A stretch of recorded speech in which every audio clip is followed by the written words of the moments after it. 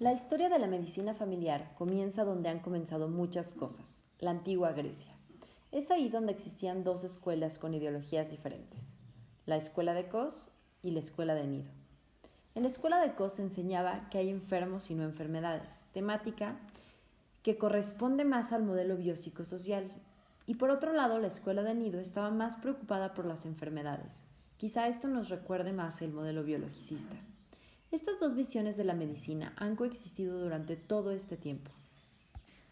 Para continuar con la historia de la medicina familiar, nos vamos a situar muchos años después. En el siglo XIX, durante este tiempo cada familia tenía un médico, el cual le daba continuidad a la salud y enfermedad de todos los integrantes, dando un abordaje familiar. Era un líder comunitario que tomaba decisiones de salud pública para mejorar las condiciones de vida de la población. Era resolutivo, las familias confiaban y acudían a él para atención médica y consejería. Por todas estas características, esta fue la era del médico general o el médico de cabecera. En 1910 hubo un acontecimiento que lo modificó todo, el informe Flexner, que realizó una evaluación de las facultades de medicina de Estados Unidos y Canadá.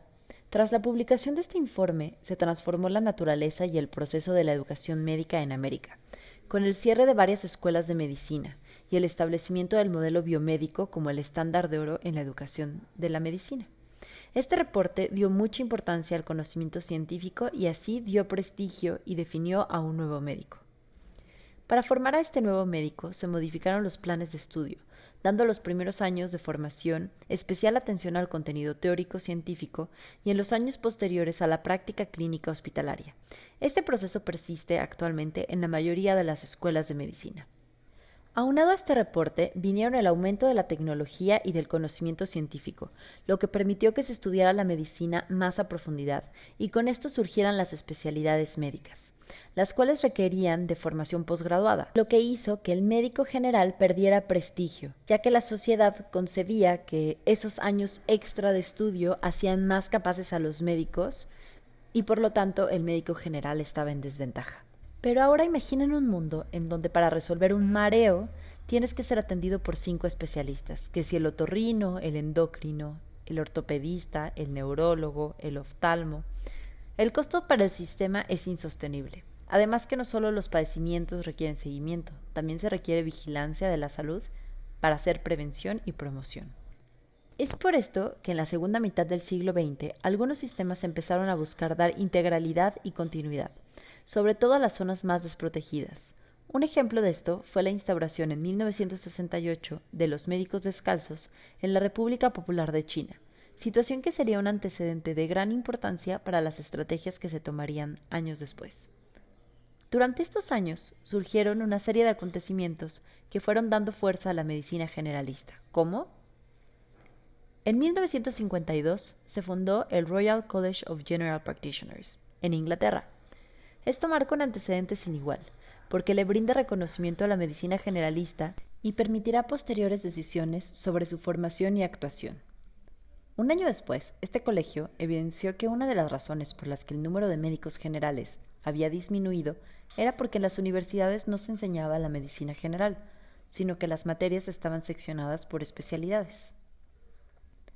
En 1965 se elaboró el primer documento sobre formación posgraduada del médico, titulado Special Vocational Training for General Practitioners, en el que se concluía que un servicio de medicina general solo puede sobrevivir si quienes trabajan en él tienen una formación rigurosa, condiciones satisfactorias de trabajo y buenas oportunidades, similares a los que trabajan en un servicio especializado. Este informe fue decisivo para la Royal Commission on Medical Education, que en el informe Todd en 1968 acepta a la medicina general como especialidad. En 1966 se publica el informe de la comisión titulado La educación graduada de los médicos. Recomendó el entrenamiento específico de posgrado para todos los médicos de atención primaria, crear un cuerpo teórico sobre el cuidado holístico de la salud, destacar la formación extrahospitalaria, establecer mecanismos de certificación en igualdad de condiciones con otras especialidades y potenciar la formación quirúrgica. En Canadá, McWhinney hizo la publicación del Cuerpo de Conocimientos y afirmaba que la medicina familiar era vista desde algunos sectores como un movimiento subversivo, pero que en realidad era un movimiento profundamente conservador, dado que buscaba restaurar valores y modos de pensamiento que habían existido siempre en medicina y que en tiempos recientes se habían olvidado. En 1968 se organizó la American Board of Family Practice como organismo oficial para la certificación de la nueva especialidad, constituida formalmente en 1969. En ese mismo año se autorizaron los primeros 15 programas de residencia en Estados Unidos y se estableció un modelo de formación posgraduada. Los primeros especialistas egresaron en 1971. En esta misma década se inicia la formación de médicos familiares en América Latina, México, Costa Rica, Brasil. En 1974 se constituye WONCA, Organización Mundial de Colegios Nacionales, Academias y Asociaciones Académicas de Médicos Generales y Médicos de Familia. También en este año se lleva la reunión de Alma-Ata en Kazajistán, donde se define y elige a la atención primaria de salud como estrategia mundial para alcanzar la meta de salud para todos. Las últimas 3 décadas del siglo XX se busca de diversas maneras darle prestigio y hacer evidente la necesidad de la medicina familiar y la atención primaria. Existe una reorganización en los sistemas de salud, principalmente en aquellos de los países desarrollados, poniendo al médico familiar como la puerta a la atención médica. Pero, ¿y cuándo empezamos a hablar de médicos familiares y dejamos de decirles médicos generales? Existieron varias propuestas de nombres. La OMS y la Comisión Villard proponían médico familiar. La Comisión Nacional de Salud Comunitaria apostaban por el médico personal. La Comisión Millis defendía el nombre de médico de atención primaria. Finalmente, el que se consideró más descriptivo y dignificador fue el de médico familiar. Y es así que la American Board of Family Medicine en Estados Unidos publica un documento dando a conocer el nuevo nombre. Sin embargo, esto no ocurrió en todo el mundo. En Gran Bretaña, el término fue utilizado desde 1911, pero nunca alcanzó la fuerza lograda en Estados Unidos, por el prestigio que ya habían conseguido los médicos generales, GPs. La medicina familiar ha evolucionado a distintas velocidades en el mundo. El Instituto Besserer, en Canadá, se dio la tarea de describir cuál es la situación actual y los retos que cada región experimenta con la medicina familiar. Estados Unidos, Canadá, Europa Occidental y Oceanía cuentan con un sistema de salud universal, privado y o público, excepto Estados Unidos. Fueron los primeros en establecer la medicina familiar como especialidad. La formación del médico familiar dura entre 3 y 5 años. En Europa existe la ventaja que no existen fronteras laborales. Así que su mayor reto será descentralizar la formación y llevar a los médicos familiares a las áreas de mayor necesidad. América Latina. El sistema de salud es mixto, no es universal. La formación posgraduada de los médicos familiares empezó en los años 70, pero fue hasta 2006 que el último país incorporó el programa. La duración es de 3 años, el rol y la aceptación de la medicina familiar es variable en todo LATAM.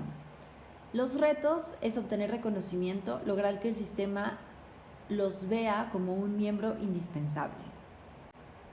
Rusia, Europa del Este. La atención primaria es otorgada por diversos especialistas. Existe formación seccionada de los médicos familiares, es decir, algunos se especializan en adultos, otros en mujeres y otros en niños.